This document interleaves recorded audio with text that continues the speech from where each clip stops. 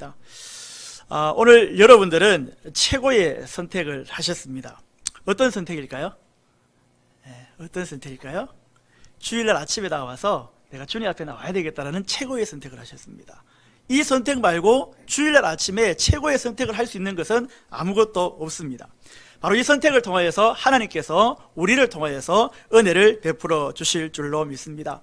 우리의 목적이 무엇입니까? 우리의 목적이 하나님 앞에 예배드리는 것이 우리의 목적이기 때문에 이 시간에 하나님 앞에 나와서 예배드리기로 작정하시고 나와서 주님을 찬양하는 이 모습이 바로 하나님께서 최고로 받으실 줄로 믿습니다. 아멘. 기도하겠습니다. 우리 기도하고 말씀 듣도록 하겠습니다.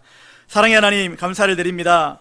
우리들에게 주님 앞에 나올 수 있도록 은혜를 베풀어 주셔서 감사를 드립니다.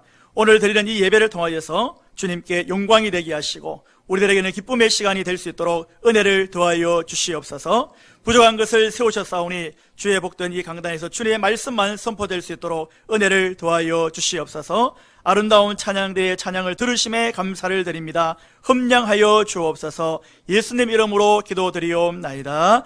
아멘. 성경의 인물 중에서 가장 완벽하게 하나님의 주도권을 인정하고 삶을 내어드린 사람들이 많이 나옵니다. 그러한 사람 가운데 제가 누구를 소개하려고 할까요? 아마 센스가 있으신 분들은 오늘 본문 말씀을 통하여서 오늘 이 목사님이 사도 바울에 대해서 이야기를 하려고 하는구나 라는 것을 눈치를 챌 수가 있을 것입니다. 여러분, 이 사도 바울의 고백을 보면요, 내가 살든지 죽든지 그리스도가 존귀케 되기를 원한다라고 이야기를 하고 있습니다. 살든지 죽든지 나를 위해 사는 것이 아니라 누구를 위해 산다고합니까? 바로 예수 그리스도를 위해서 살겠다. 그분을 위해서 죽는 것이 너무 존귀하다라고 고백을 하고 있다라는 것입니다. 여러분, 우리 생각은 죽는 것은 끝입니다. 그렇지 않습니까? 세상 사람들의 죽는 것은 끝입니다. 그런데 이 사도 바울은 죽는 것이 내게 유익하다라고 이야기를 하고 있다라는 것입니다. 빌립보서 1장 21절의 말씀 보시면 이는 내가 사는 것이 그리스도니 죽는 것도 유익하다. 여러분, 이 말씀이 이해가 되십니까? 죽는 것은 세상 사람들에게는 끝입니다. 그런데 오늘 이 사도 바울은 죽는 것이 유익하다라는 것입니다. 내가 살아도 주를 위해 살고 죽어도 주를 위해서 살겠다라는 이 사도 바울의 고백이 우리의 고백이 되기를 간절히 원합니다. 여러분, 이것이 합리적입니까? 이성적입니까? 적어도 내가 죽어도 유익하다라는 것은 합리적이지도 않고 이성적이지도 않습니다. 그러나 우리가 이 땅을 살아가면서 너무나 합리적인 것을 택하고 이성적인 것을 택하지만 성경에 나오는 많은 하나님의 사람들은 합리적이고 이성적인 것이 아니라 하나님 중심으로, 말씀 중심으로 그들이 살아가는 모습을 우리는 볼 수가 있다는 것입니다. 이 사도 바울은 하나님 앞에 했던 이 고백, 내가 주를 위하여서 죽는 것도 유익합니다 라는 이 고백은 어찌 보면은 하나님을 향한 그 사랑의 고백인 것입니다. 남녀가 사랑에 빠졌을 때를 한번 상상해 보시기를 바랍니다. 결혼하기 전에 연애할 때의 모습을 잠시 떠올려 보시길 바랍니다. 남편 되시는 분들이 그렇게 이야기를 합니다. 나랑 결혼하면 내가 뭐든지 다 해줄게. 설거지도 해줄 것이고 집안 청소도 해줄 것이고 애들도 봐줄 것이고 내가 다 해줄게. 너만을 사랑할 거야. 내가 너를 위하여서 모든 것을 다 할 거야 라는 고백들을 대부분 남자들은 합니다. 그렇지 않습니까? 결혼을 하고 1년이 지나고 5년이 지나고 10년이 지나면 사람이 어떻게 됩니까? 사랑은 합니다. 사랑합니다. 그런데 조금씩 변하는 것을 볼 수 있다라는 것입니다. 여러분, 사람은 변합니다. 근데 요즘에는 너무 자주 변합니다. 결혼을 하고 뒤돌아서는 변하기도 하고 신혼여행 가서도 변하기도 하고, 그러나 하나님을 바라보고 살아가는 사람들이 그 마음이 변치 않습니다. 그런데 오늘 사도 바울이 어떻습니까? 이 마음이, 하나님을 향한 이 마음이 결단코 변하지 않는다는 사실을 우리가 볼 수 있다는 것입니다. 오늘 이 사도 바울은 그리스도를 위해서 내가 죽는 것이 얼마나 유익하냐라고 고백하고 있다는 것입니다. 그런데 하나님 앞에 이렇게 사랑 고백을 한 이 사도 바울에게 하나님께서 이렇게 말씀하십니다. 네가 나를 사랑해? 네, 제가 주님 사랑합니다. 그런데 너가 걸어가는 그 걸음 앞에는, 그 길에는 환난이 있을 것이야. 묶임이 있을 것이고 결박이 있을 것이고 힘듦과 어려움이 네가 걸어가는 길에 있을 것이야. 아니, 내가 하나님을 사랑한다고 했고 하나님께 내 삶을 다 내어드렸는데 하나님 내 앞에 웬 말입니까? 환난이 웬 말입니까? 묶임이 웬 말입니까? 결박이 웬 말입니까? 라고 반박을 하거나 불평을 한 것이 아니라 그는 하나님 앞에서 그 사랑의 고백을 끝까지 지키고 나갔다는 것입니다. 멈추지 않고 하나님을 의지하면서 그 힘들고 어려운 길을 얘가 걸어갔다라는 것입니다. 이러한 사랑의 고백이 여러분들에게 있기를 간절히 원합니다. 이러한 고백이 저와 여러분의 고백이 되기를 간절히 축원합니다. 이 사랑의 고백이 우리의 삶을 통하여서 드러나야 됩니다. 우리가 아무리 이야기를 하고 사랑해야 됩니다, 그렇게 살아야 됩니다 아무리 이야기한다 할지라도 우리의 삶으로 이 그리스도의 사랑의 고백이 증명되어지지 않으면 안 된다는 것입니다. 그러면 이렇게 사랑의 고백을, 생명을 던져놓고 살아간 이 사람, 여러분, 하나님께서 이 사람에게 엄청난 축복을 해 주셔야 되지 않겠습니까? 그런데 이 사도 바울의 삶에는 가시가 있었습니다. 이 사도 바울의 고백 삶에는 어려움이 있었고 남에게 말할 수 없는 많은 것들이 그에게 있었다는 것입니다. 바울이 많은 복을 받아 누린 사람입니까? 아닙니다. 그에게는 남아있는 것은 재산도 아무것도 없을 것이며 그에게 남아있는 것이라고는 육체의 가시, 어려움밖에 그에게 남아있지 않았다는 것입니다. 그렇다면 물질의 축복을 받았을까요? 물질의 축복은 바울이 많이 받았으면 좋겠지만 천막장사 여기저기 하면서 돈도 그렇게 많이 받지 못했을 것입니다. 명예를 가지고 있었을까요? 오히려 하나님을 버리고 하나님을 떠나고 하나님을 따르지 않았다면 더 많은 것을 누리고 살아갔을지도 모르겠습니다. 그러나 하나님을 따르는 그 길 앞에서는 힘들고 어렵고 가시고 날마다 눈물밖에 없었다라는 것입니다. 자신의 질병이 얼마나 힘들었으면 육체의 가시라고 말하면서 사단의 사자다라고 이야기를 합니다. 어쩜 이렇게 물질도 명예도 건강도 제대로 받지 못했습니다. 아무리 힘들고 어려워도 아무도 알아주지 않았다는 것입니다. 너무 힘들고. 누구를 위해 살았습니까? 주님을 위하여서 살았음에도 불구하고 생명을 걸고 주님 앞에 모든 것을 내어드렸다 할지라도 그에게 있는 것은 아무것도 없었다라는 것입니다. 가끔씩 힘들고 어려워하는 성도님들을 바라봅니다. 힘들고 어려워하는 학생들을 바라봅니다. 하나님, 이 친구가 지금 너무 힘들어하고 있어요. 하나님, 이 성도님에게 이 어려움이 있는데 이것 좀 하나님 제거해 주시면 안 될까요? 하나님, 이분에게 이 어려움이 좀 없어졌으면 좋겠습니다. 이렇게 열심히 기도를 합니다. 하나님, 해결해 주십시오. 우리 사랑하는 성도님, 우리 사랑하는 집사님이 이거 해결해 주셔야지만 하나님 됩니다. 도와주십시오 라고 아주 기도를 합니다. 그런데 기도에 응답이 안 되는 경우가 있습니다. 아니, 응답이 안 된다라기보다는 문제가 해결되지 않는 모습들을 우리는 너무나 많이 바라보지 않습니까? 얼마나 이 바울의 기도가 간절했을까요?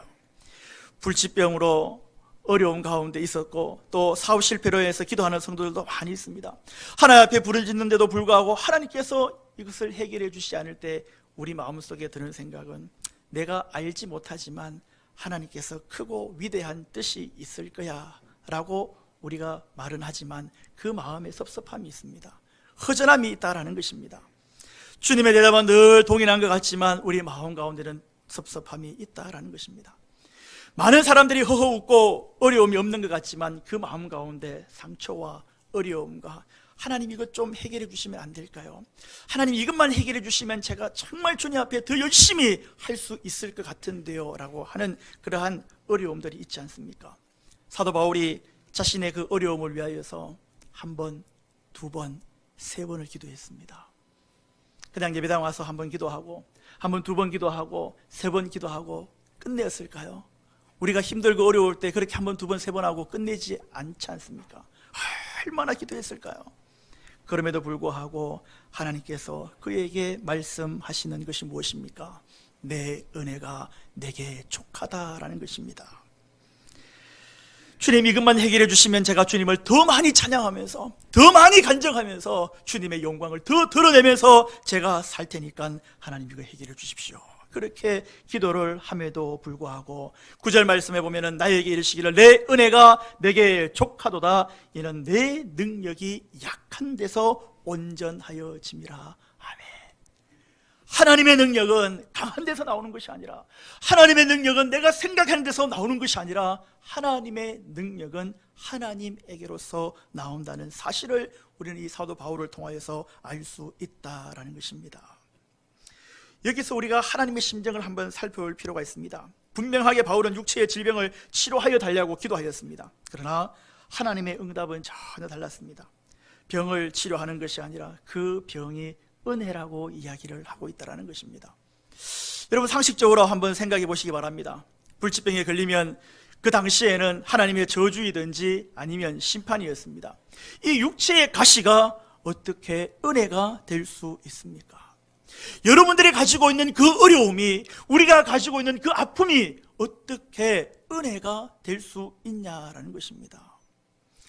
하나님의 말씀을 전하는 자로 많은 사람들을 보기에 수군덕거립니다. 저 사람 저주받는 사람이야, 저 사람은 심판받은 사람이야, 저 사람은 뭔가 하나님 앞에 잘못을 크게 하고 있는 사람이야, 수군덕거리고 있는 모습을 볼 때마다 하나님 어떻게 좀 안 될까요? 라고 하는 모습을, 우리는 사도 바울의 모습을 볼 수 있다는 것입니다.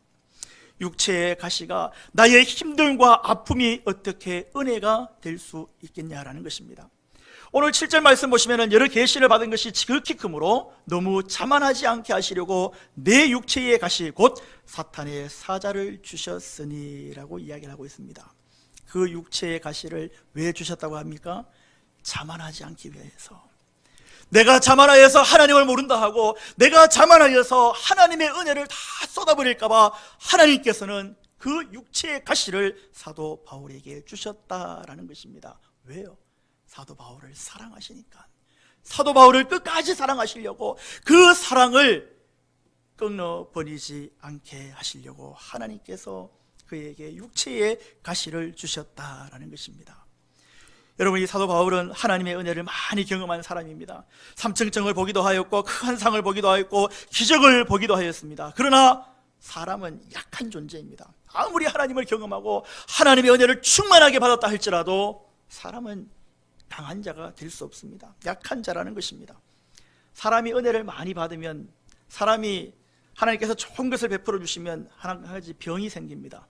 여러분, 그 병이 무슨 병입니까? 바로 교만이라고 하는 병이 생긴다는 것입니다. 우리보다 우리를 먼저 아시는 그 주님께서 우리를 자만하지 않게 하기 위해서, 교만하지 않게 하기 위해서 그 은혜로 가시를 우리에게 주셨다라는 것입니다. 바울도 여기에서 벗어날 수 없는 사람이었습니다. 그래서 그동안 받은 은혜를 은혜로 남게 하기 위하여서, 그 받은 은혜가 사명으로 열매 맺게 하기 위하여서 육체의 가시를 남겨두셨다라는 것입니다. 때문에 바울에게 있어서 육체의 가시는 오히려 무엇이었습니까? 축복이었습니다. 함께 하시는 증거였습니다. 표적이었습니다. 라는 사실을 우리는 알 수 있다라는 것입니다. 잠언 30장 7절 말씀 보시면은 내가 두 가지를 주께 구하였사오니 내가 죽기 전에 내가 거절하지 마옵소서. 곧 헛된 것과 거짓말을 내게 멀리 하옵소서. 나를 가난하게도 마옵시고 부하게도 마옵시고 오직 필요한 양식으로 나를 먹여 주십시오. 필요한 양식으로. 너무 많은 것을 줘서 하나님을 모른다 하는 일이 없도록 하나님 내게 은혜를 베풀어 주십시오. 한국이 많은 것을 누리게 되었습니다. 우리 어르신들 젊었을 때보다 지금 보면은 얼마나 많은 것을 누렸습니까? 하나님을 예배하고 하나님을 찬양하기에 너무나 좋은 아름다운 성전과 너무나 좋은 환경을 가지고 있지만 한국의 기독교가 점점점 줄어들고 있는 사실입니다. 환경이 좋다고, 내게 하나님께서 많은 것을 베풀었다고 하나님을 예배하는 것이 아니라는 것입니다. 하나님을 한번 만나면, 하나님을 한번 체험하면 그 상황이 어떠한 상황이 된다 할지라도 하나님만을 예배할 수 있다라는 것입니다. 그러므로 이 사도 바울에게는 이 육체의 가시 때문에, 이 어려움 때문에, 그 상황 때문에 하나님을 멀리 하지 않은 모습을 볼 수 있다라는 것입니다. 내가 배불러서 하나님을 모른다 할 것 같다라고 고백을 하고 있습니다. 하나님 앞에서 신실한 자였습니다. 부족함이 없는 자였습니다. 그럼에도 불구하고 그가 겸손하게 무릎을 꿇고 기도하기를, 내가 배불러서 하나님을 모른다 하면 어떡하겠습니까? 하나님, 내가 이 가시를 가지고 가겠습니다. 여러분, 세상의 것을 아무리 채운다 할지라도 주님 앞에 나와서 채워야 하는 그 채워짐, 세상의 채워짐도 우리가 채워야 되겠죠. 그러나 하나님께서 채워주시는 그 영혼의 갈급함을 채우지 않는다라면 우리는 살아갈 수 없다는 사실을 늘 고백할 수 있는 우리의 삶이 되기를 간절히 원합니다. 하나님으로부터 받은 계속되는 축복의 통로가 되고 하나님의 도구가 되기를 간절히 원합니다. 그렇게 고백하며 살아갈 수 있는 우리의 삶이 되기를 간절히 원합니다. 그렇게 하기 위해서 내 육체를 가시를 가지고 내 어려움을 가지고 하나님 앞에 나아가서 기도할 때에 하나님께서 우리의 삶에 큰 은혜를 베풀어 주신다라는 것입니다. 바울은 자신을 잘 알고 있었습니다. 내가 겸손하기 위해서 가시가 필요한 것을 깨달았습니다. 내가 하나님과 영적 깊은 관계를 맺기 위해서 이 어려움을 가지고 있다라는 사실을 그는 알고 있었다라는 것입니다. 이 가시를 하나님이 나에게 주신 것으로 깨닫고 인정할 때에 이 바울은 이 가시를 통하여서 기뻐할 수 있었다라는 것입니다. 여러분, 육체에 가시가 있는 것이 뭐가 기뻐할 일입니까? 조금만 아파도 우리가 힘들지 않습니까?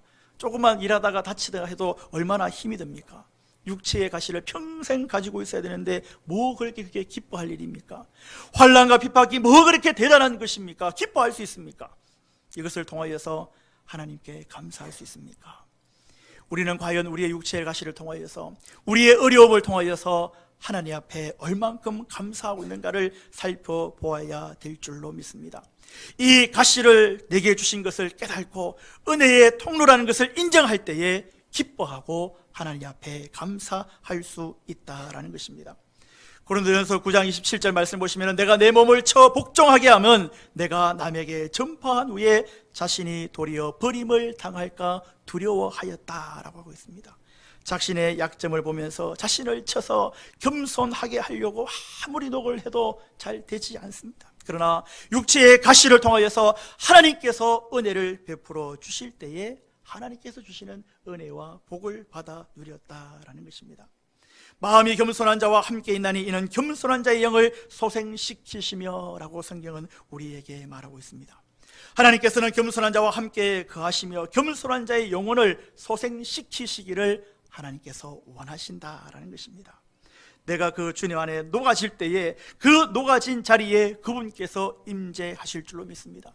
쇳덩어리가 녹아져야지만이 유명한 연장이 되는 것처럼 주님 안에서 철저히 녹아져야지만이 하나님의 도구로 우리가 쓰임을 받을 수 있다라는 것입니다. 오늘 10절 말씀 보시면, 그러므로 내가 그리스도를 위하여 약한 것들과 능욕과 궁핍과 박해와 공고를 기뻐하느니 이는 내가 약한 그때의 강함이니라. 약할 때의 강함이니라. 하나님께서 우리에게 계속해서 말씀하십니다. 우리는 자꾸 강해지려고 합니다. 많은 것을 가지려고 합니다. 그러나 주님께서 우리에게 말씀하시를, 내가 약할 때에 그 약함을 가지고 하나님의 강함으로 하나님께서 일을 하신다라는 것입니다. 육체의 가시를 안고 연약한 몸으로 살게 됨을 그때서야 비로소 하나님 앞에 감사하게 되었다라는 것입니다. 내가 약할 때 그 약함을 통하여서 나를 무너지고 멸망당하고 어려움을 당하는 것이 아니라 그 약함을 통하여서 하나님의 일하심을 우리가 보게 된다라는 것입니다. 내가 약할 때에 그리스도의 강함을 우리가 보게 된다라는 것입니다.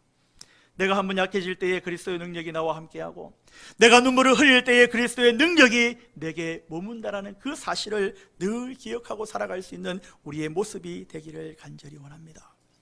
내가 약할 때에, 어려워질 때에, 힘들어질 때에 우리는 주님을 바라보아야 됩니다. 십자가 상에서 죽기까지 피 흘리셔서 나를 살리시고 십자가를 그 바라봄을 통하여서 하나님께서 내 환경을 가지고 나와 만나기를 원하신다는 사실을 우리는 고백하고 경험해야 된다는 것입니다. 지금 북한에서는 20만에서 40만에 달하는 성도들이 한국을 위하여서 기도하고 있다는 것입니다. 그들의 환경은 너무나 힘든 상황입니다. 그들의 환경은 하나님 앞에 예배하다가 하나님을 찬양하다가 걸리면은 어떻게 됩니까? 죽을 수밖에 없는 상황입니다. 그럼에도 불구하고 하나님 앞에 예배하며 하나님을 찬양하고 있는 모습을 볼 수 있다라는 것입니다. 어려운 일을 당할 때에 하나님을 바라보는 것을 잊지 않기를 간절히 원합니다. 어려움 중에 눈을 들어서 하나님을 바라볼 수 있는 우리의 삶이 되기를 간절히 원합니다. 온전케 하시는 하나님의 능력의 빛이 우리의 삶 가운데에 일어나기를 간절히 원합니다. 바울이 자신의 어려움을 가지고 계속 기도했습니다. 하나님, 이거 없애주십시오. 하나님, 이거 없애주십시오. 없애주십시오. 그러나 하나님께서는 네 은혜가 내게 족하다. 그리고 그가 깨달았습니다. 이것이 하나님의 은혜구나, 이것이 하나님의 은혜였구나 하는 것을 그가 깨닫고 더 열심으로 하나님을 섬겼던 것을 우리가 볼 수 있다라는 것입니다. 이사야 58장 9절 말씀 보시면은 내가 부를 때에 나 여호와가 응답하겠고 내가 부르짖을 때에 내가 여기 있다 하리라. 우리가 부르짖을 때에 하나님께서 응답해 주십니다. 그러나 우리가 하나 알아야 될 것이 있습니다. 내가 부르짖을 때에 내가 응답한, 내가 원하는 대로 이루어지는 것이 아니라 내가 주님께 부르짖을 때에 주님의 방법으로 주님의 때에 우리들에게 역사하신다라는 사실입니다. 그래서 우리는 늘 시험에 들지 않는 우리의 삶을 살아야 된다라는 것입니다. 육체의 가시가 우리에게 은혜라고요. 어떻게 그렇게 쉽게 말할 수 있습니까? 내가 이 육체의 가시 때문에 얼마나 많이 눈물을 흘리고 이 육체의 가시 때문에, 이 어려움 때문에 내가 얼마나 하나님 앞에 부르짖고 기도하고 하나님 앞에 매달렸는데 이 가시가 은혜라고요. 어떻게 이렇게 하나님 잔인할 수 있겠습니까? 어떻게 이 어려움을 가지고 내가 있는 나에게 이것이 하나님의 은혜라고 하나님 나에게 말씀할 수 있습니까? 라고 하나님 앞에 눈물을 흘릴 수도 있을 것입니다. 그런데 우리가 생각해야 될 것이 있습니다. 그렇게 그 육체의 가시를 통하여서 우리를 만나시기를 원하시고 그 육체의 가시를 통하여 가지고밖에 우리를 만날 수밖에 없는 그 아버지의 마음은 과연 어떨까요? 우리가 자녀에게, 육체의 자녀에게도 좋은 것을 주고 싶지 않습니까? 그러나 그들이 원하는 것을 다 줄 수는 없는 것입니다. 때에 맞춰서 하나님의 방법으로 우리에게 은혜를 베풀어 주실 줄로 믿습니다. 그래야지 우리가 이겨낼 수 있다는 것입니다. 오늘 아버지의 마음, 폭풍 속에서도 굳건하게 서 있는 강한 성도로 살아갈 수 있는 우리의 모습이 되기를 간절히 원합니다. 육체의 가시를 통하여서 주님 앞에 부르짖을 때에 그 육체의 가시가 우리의 삶의 좋은 곳으로 돌아올 수 있도록 은혜를 베푸시는 하나님, 잠시 잠깐 어려움과 솔솔 부는 바람에 휩청 넘어지는 것이 아니라 강력한 군사로 살아갈 수 있는 우리의 모습이 되기를 간절히 원합니다. 주님의 그 능력은 우리가 약할 때에 우리에게 나타나게 될 줄로 믿습니다. 우리의 삶 가운데에 늘 주님의 인도하심과 주님의 도우심이 우리의 삶 가운데 일어나기를 간절히 원합니다. 하나님께서는 언제나 우리들에게 좋은 것을 주셨습니다. 우리가 보기에는 이것이 힘들어서 하나님께서 주신 것이 아니고 사단이 주신 거 아닌가, 사단이 준 게 아닌가, 하나님이 실수하고 있는 건 아닌가, 하나님이 안 돕고 있는 것은 아닌가, 하나님 너무하십니다 라고 할 수 있지만 하나님의 은혜를 경험하고 하나님 아버지를 만나고 나면 그 모든 것들이 하나님의 은혜인 것을 고백할 수 있는 삶이 되기를 간절히 원합니다. 우리는 매일매일, 주일뿐만 아니라 매일매일 선한 선택, 하나님이 기뻐하시는 선택을 해야 됩니다. 그 선택을 하기 위하여서, 바른 선택을 하기 위하여서 은혜를 베풀어 주시고 하나님께서 우리를 통하여서 그 일들을 행하신다는 사실을 늘 기억하기를 원합니다. 하나님께서는 위장된 축복, 때로는 힘들고 어렵고 무너질 것 같지만 그 은혜를 통하여서, 그 가시를 통하여서 우리에게 좋은 것을 주시기를 원할 줄로 믿습니다. 한 주간도 하나님 말씀으로 우리의 어려움을 통하여서 부르짖음으로 말미암아 하나님 안에서 승리하는 삶을 살아갈 수 있는 우리의 삶이 되기를 간절히 원합니다. 기도하겠습니다.